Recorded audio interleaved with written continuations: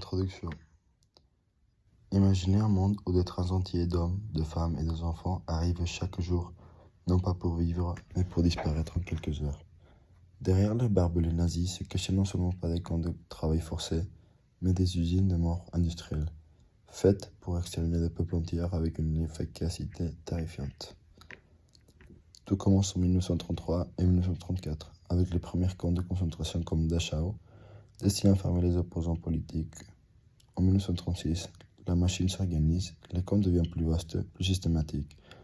Mais c'est en 1941, avec la solution finale, la solution proposée par les nazis pour agrandir l'extermination juive, l'horreur change d'échelle. En décembre, Chelm ouvre ses portes. Le premier centre d'extermination, seulement pour tuer, devient une production de masse qui ne s'arrêtera pas. Entre 1942 et 1944, 6 camps principaux seront responsables d'environ 3,6 millions de morts juifs, parmi les 6 millions assassinés pendant la Shoah.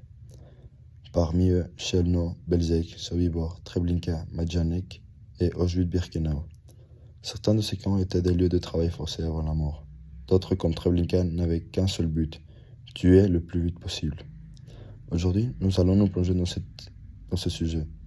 Nous parlerons de Auschwitz-Birkenau, le plus connu, mais surtout nous irons au cœur de Treblinka, un camp si petit qu'il tenait sur la taille d'un terrain de football et qui a pourtant éliminé plus de 800 000 vies en à peine 15 mois. Ces noms ne sont pas seulement des lieux, ce sont des preuves que l'humanité a touché le fond et qu'elle doit se souvenir pour ne jamais y retomber. À Auschwitz-Birkenau, le plus grand et le plus connu des camps d'extermination était industriel et impitoyable.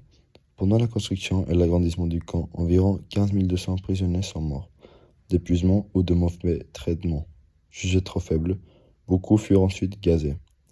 Les corps étaient brûlés dans les 4 grands crématoires de Birkenau, avec une capacité théorique de plus de 4 400 corps par jour, ou dans des fosses communes, au ciel ouvert, parfois utiliser des bulldozers pour effacer les traces. Dès l'arrivée des trains, sur la rampe, une sélection rapide et cruelle avait lieu. Le SS, c'est-à-dire les sections spéciaux nazis, souvent aidés des médecins comme Joseph Mengele, décidaient en quelques minutes qui vivrait et qui mourrait. Environ 80% des déportés, femmes, enfants, personnes âgées, malades, étaient envoyés directement aux chambres à gaz sans même passer par l'enregistrement. Les survivants, une minorité, étaient rasés entièrement, tatoués d'un numéro sur les bras et repartis dans les différentes baraques selon leur origine ethnique ou leur sexe. Ils subissaient un travail forcé, épuisant, la faim, les maladies et parfois les expériences de Joseph Mengele, obsédé par la pureté de la race, étaient une réalité pour tout le monde. Les gardes de la SS, eux, ils vivaient dans un contraste absolu. Des logements chauffés, lits confortables, des jeux et des loisirs. Aussi, on doit parler du gaz. Le gaz utilisé était le cyclone B, un pesticide détourné en arme de meurtre de masse. Pour ensuite, les corps étaient ensuite brûlés dans des immenses crématoires ou enterrés parfois par les bulldozers. Auschwitz-Birkenau n'était pas seulement un camp de concentration, c'était aussi une usine de mort où plus de 1 million de personnes, majoritairement juifs, ont été assassinées. Maintenant, on doit parler sur les témoignages. Parmi les rares preuves visuelles qu'on a pu trouver, il y en a quelques photos clandestines prises par un homme exceptionnel, Alberto Herrera, officier de marine grec, résistant antifasciste, déporté à Auschwitz en avril 1944. Il est sélectionné pour faire partie du Sonderkommando de Birkenau. Les Sonderkommando, ce sont un groupe de juifs qui travaillaient dans les camps de mise à mort. En août 1944, avec l'aide de quelques camarades qui montent la garde, il a réussi à cacher un appareil photo et prendre en quelques minutes seulement quelques images connues du processus d'extermination. 2 photos montrent les corps des victimes brûlés en plein air dans les fosses derrière le crématoire 5 et une 3e capture un groupe de femmes nues marchant vers la chambre à gaz. La 4e est floue, et celle-ci d'un arbre, et Herrera a tiré la hanche sans pouvoir viser, c'est-à-dire qu'il essayait de prendre en photo, mais il n'a pas réussi son objectif.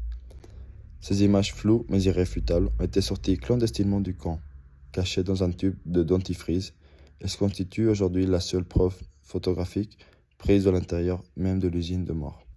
Ces photos ont été transportées grâce à une femme polonaise qui a contribué à la publication de ces photos. Alberto Herrera a payé ce courage avec sa vie. Quelques jours plus tard, il tente de s'évader et rattrapé, torturé et exécuté par le SS.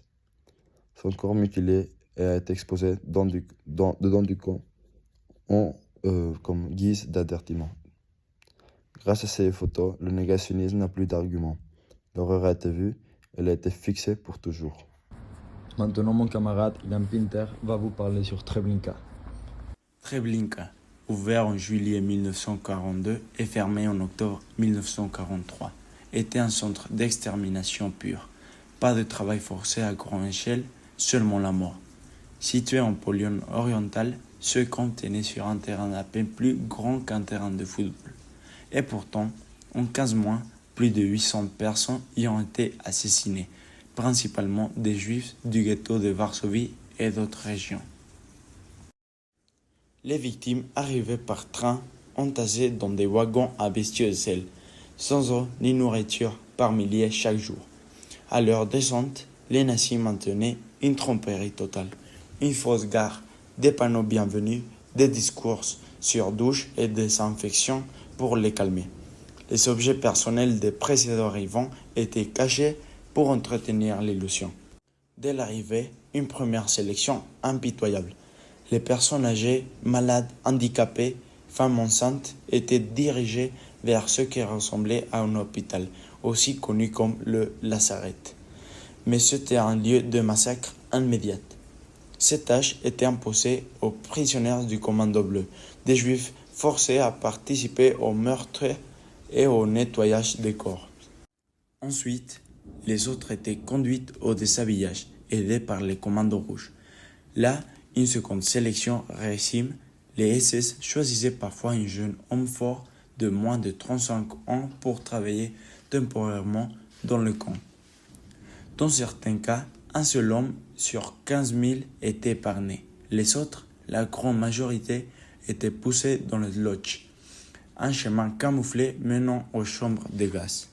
Ce lieu, connu comme des Totenlager, il s'était asphyxié au monoxyde de carbone en quelques minutes. Les corps s'étaient ensuite brûlés sur d'immenses bûchères ou s'enterrés, puis exhumés et incinérés pour effacer les traces. Treblinka incarnait la violence absolue, tromperie, rapidité, efficacité meurtrière. Malgré tout, le 12 août 1943, une révolte désespérée des prisonniers a permis à plusieurs certains de s'échapper, symbole de résistance face à l'horreur. Les camps comme Auschwitz-Birkenau ou Treblinka ne sont pas seulement des lieux du passé, mais des symboles de ce que l'humanité peut faire de pire. Derrière les chiffres, il y avait des vies, des visages, des histoires brisées. Se souvenir, ce n'est pas seulement regarder en arrière, c'est refuser que de telles horreurs puissent exister à nouveau. Parce que comprendre, c'est déjà résister.